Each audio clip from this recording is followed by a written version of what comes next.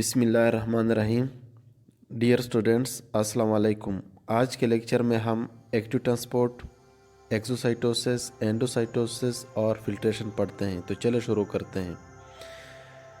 Cell membrane helps to move substances against concentration gradient. Cell membrane क्या करता है? ऐसे सब्सटेंसेस में भी हेल्प करता है जो अगेंस्ट कंसंट्रेशन ग्रेडियंट हो। मीन्स कि अगर सेल के बाहर इन्वायरमेंट में सब्सटेंसेस की मिकदार ज़्यादा हो और इनसाइड सेल में भी उन सब्सटेंसेस की मिकदार ज़्यादा हो, तो फिर भी वो ज़्यादा मिकदार की तरफ चीज़ों को ट्रांसपोर्ट करने की एबिलिटी रखता है। From an area of lower concentration to higher concentration, या हम ये कह सकते हैं कि लोअर कंसंट्रेशन से जब हायर कंसंट्रेशन में किसी चीज़ को ट्रांसपोर्ट करें, तो इसके लिए एनर्जी की ज़रूरत होती है in the form of ATP. तो ऐसे ट्रांसपोर्ट को कि जिसमें सब्सटेंसेस को from lower concentration to higher concentration हो और जिसके लिए एटीपी की ज़रूरत भी हो, तो ऐसे ट्रांसपोर्ट को हम एक्टिव ट्रांसपोर्ट कहते हैं। यहाँ पे कैरियर प्रोटीन यूज़ होते हैं, प्रेजेंट होते हैं in cell membrane which use energy and move them against concentration gradient. तो इनको अगेंस्ट देयर कंसंट्रेशन ग्रेडियंट ले जाने के लिए कैरियर प्रोटीन भी मौजूद होते हैं और वो यूज़ करते हैं एनर्जी को in the form of ATP. जैसा कि sodium potassium pump actually transport करता है सब्सटेंसेस को across the cell membrane. 3 sodium transported outside for 2 potassium inside। तो 3 सोडियम को बाहर ट्रांसपोर्ट करने के लिए 2 सोडियम सेल के अंदर आते हैं।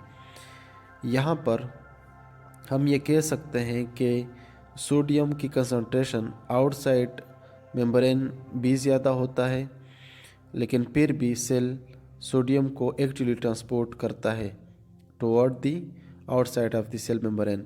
सिमिलरली सोडियम की कंसंट्रेशन इनसाइड ज़्यादा होता है, उसके बावजूद भी सेल मेम्ब्रेन की ये एबिलिटी होती है कि वो इनसाइड पोटाशियम को बाय फोर्स ट्रांसपोर्ट करे थ्रू एक्टिव ट्रांसपोर्ट। और यहाँ पे डायग्राम में भी हम देख सकते हैं जहाँ पे तीनों प्रोसेस शो किए गए हैं। डिफ्यूजन भी, फैसिलिटेटेड डिफ्यूजन भी, जो कि पैसिव ट्रांसपोर्ट की टाइप्स है। और फैसिलिटेटेड डिफ्यूजन में हम देख सकते हैं कि with the help of protein from higher concentration to lower concentration movement होता है।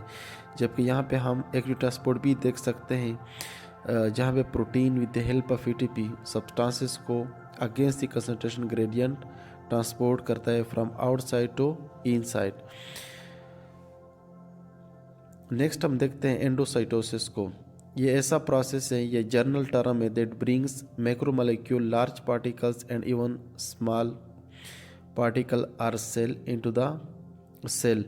तो इसमें क्या होता है कि जो मैक्रोमोलेक्यूल होते हैं या लार्ज पार्टिकल होते हैं या जब छोटे सेल्स होते हैं वो किसी दूसरे सेल्स के अंदर आते हैं, तो इसको हम कंबाइनली एंडोसाइटोसिस कहते हैं।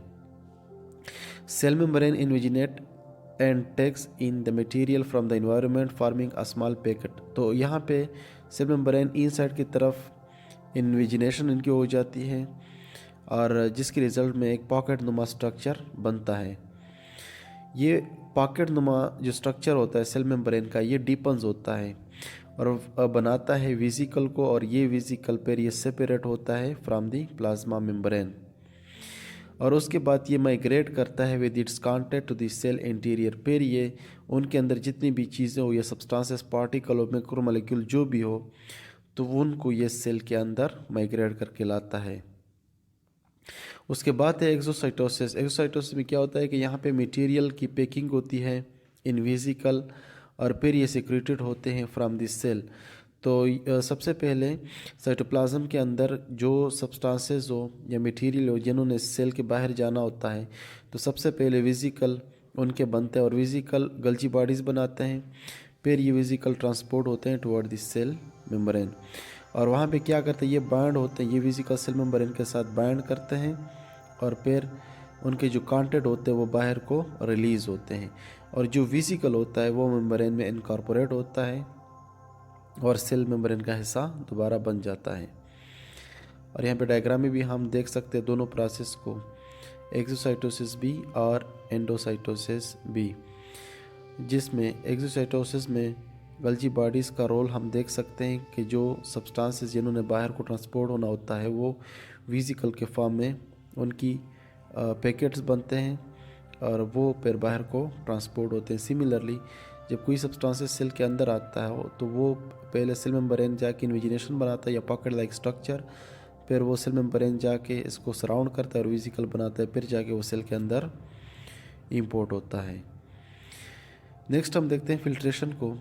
Small molecule are forced across selective permeable membrane. तो एक सेलेक्टिव परमिएबल मेम्ब्रेन होता है और जिसके अक्रॉस जो स्मॉल मॉलिक्यूल होते हैं वो पोस्ट होते हैं या फोर्स्ड होते हैं with the help of hydrostatic pressure. तो यहाँ पे हाइड्रोस्टेटिक प्रेशर का इस्तेमाल होता है जिस तरह ब्लड प्रेशर का।